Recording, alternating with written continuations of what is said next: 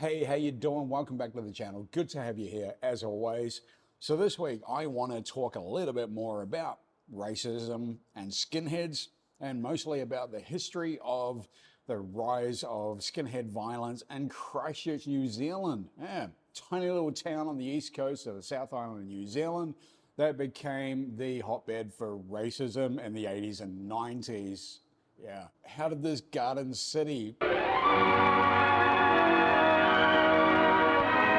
become so filled with hatred?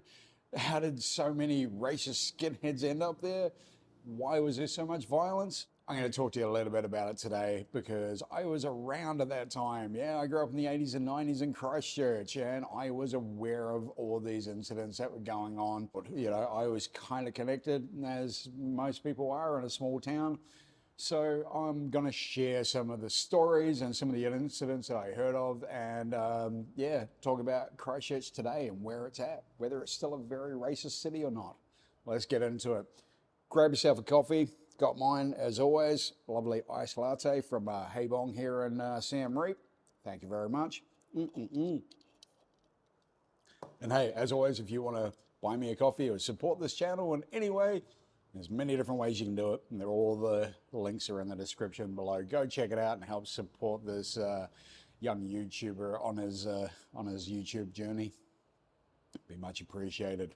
Anyway, let's talk about racism and the rise of the far right in Christchurch. So throughout the late 80s and early 90s, there was a massive rise in violent incidents and a growth in the extreme right-wing groups like skinheads. It got to the point where there were actually killings. Now, one of the first high-profile killings was Glenn McAllister, a young skinhead, shot and killed a council worker in the middle of the town centre in the square. Now, he was just marching through the square, shooting at everything, and the first person he came across was a council worker.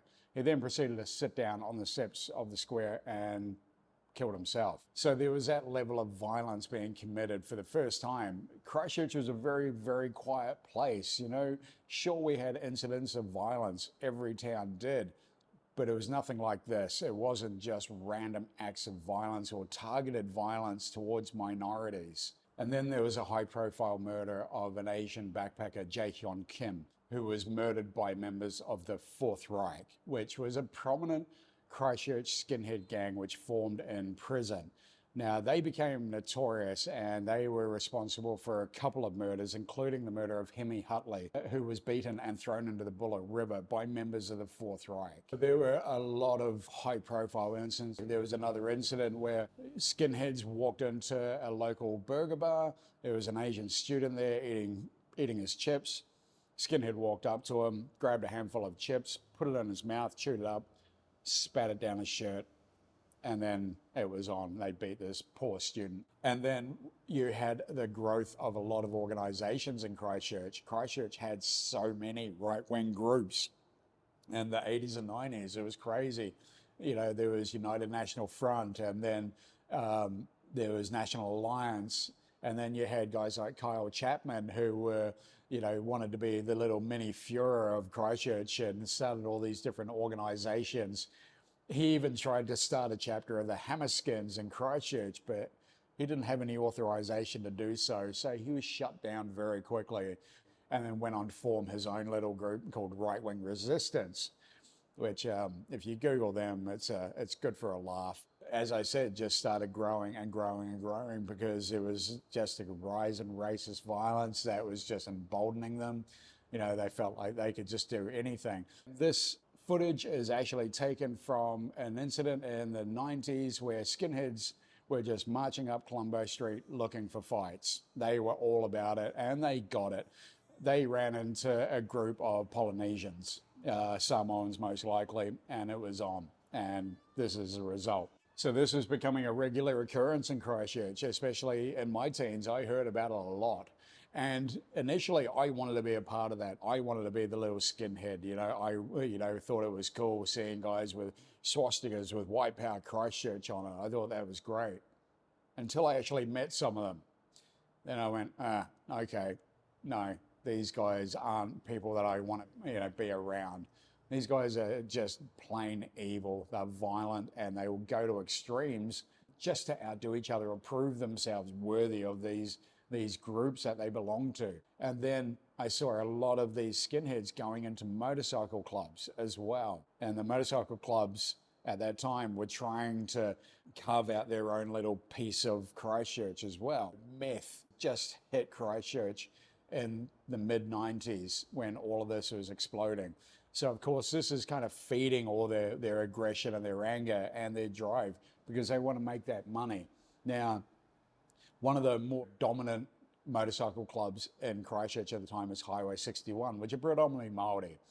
Now, they ended up fighting with a lot of these skinheads and a lot of the motorcycle clubs that recruited skinheads. And there were motorcycle clubs in Christchurch at the time that were made up predominantly of skinheads or racists. But one of the more notable clubs that came from down south and moved up to Christchurch were the Road Knights. And they recruited a skinhead gang called the Harris Brothers. Now, Harris Brothers were a big family of brothers and became skinheads. These guys are just into anything. They're into drugs, they're into violence. They became the most notorious kind of skinhead group in Christchurch at the time. They were all about it. They would just go and bash everyone and anyone. And they bashed one of my friends in his own tattoo shop. Tried to stay out of it. I wanted to keep low key. I didn't want any part of that world. I was more focused on tattooing, but I was aware of everything that was going on. And then the big incidents started happening. You know, these clubs started fighting each other, and that spilled out into the streets as well. Incidents of drive-by shootings, you know, between a couple of these clubs that were involved, you know, including, you know, Road Knights and Epitaph. They were shooting at each other in the middle of the street. The Road Knights had a little street gang offshoot called Bandenkrieg, which means war party. And they were responsible for so many acts of violence. They were just random. They would just literally walk up to kids on the street and punch them. And then they started turning on each other. There was a high profile case of where one of the Fourth Reich members was tortured, and I believe his fingers were cut off by them. But then towards the mid to late 90s, you know, the violence had kind of started to simmer down. A lot of these guys were being arrested, thankfully. A lot of them are being locked up, and a lot of them just didn't want to be a part of that violent life anymore. I know so many who left that life, just walked away from it because they could be part of such a violent world. There are still many of the, you know, the old skins around and many of the old racists, but you know, they're kind of very low key now. I know the Harrises are pretty much retired, living out in farmland somewhere with the old man. And I know quite a few of the old skinheads actually moved over this way to Southeast Asia. A lot of them have changed their ideals as well. I know quite a few over here that actually have, you know, Asian wives now, which kind of goes against their initial racial beliefs. For the most part, Christchurch now, it still has a lot of the past left in it. There is still a lot of racism there. I saw it when I went back in 2019, and everyone saw it, unfortunately, with the Christchurch terror attack. That wasn't carried out by someone from New Zealand. It was carried out by an Australian, but an Australian who was part of that racist network and part of that racist world. He was connected to the networks in New Zealand and Australia. Now, he initially chose Dunedin as his target, but then ended up moving to Christchurch. And I guess, unfortunately, racists were drawn to Christchurch for many, many years. It's still there. It absolutely is still there. I saw a lot of it when I was there. I saw a lot of low-key racism, and I saw a lot of guys who are still connected to that world. In fact, I saw a couple of extreme right-wing skinheads while I was there. Unfortunately, Christchurch does have that history, it does have that past, but hopefully we can learn from the past and we can change people's attitudes. Now, I know, as I've said, the racism still exists in Christchurch and in every part of the world, but Christchurch as a whole, it's definitely not the racist city that it was in the 80s and 90s. It's far from it. Doesn't make Christchurch the most racist city, of course, but it was a hotbed for racism. It was the epicenter for racism in the 80s and 90s because of the large white supremacist skinhead movement that existed there. All right, that's it for another week. Thanks so much for being here. Thanks so much for listening. And hey, please, as always, feel free to share your thoughts, your comments below. Always love hearing your feedback on these subjects. And hey, if you want to keep supporting me, supporting the channel, you know what to do, you know the drills. But always give this video a big like, subscribe down below if you haven't already, and hit that little bell to get notified of new videos coming out every week, Sundays and Thursdays. But I will see you on Thursday, folks. Have a great week. Stay safe, be kind to each other, and much love to you. Peace out, y'all.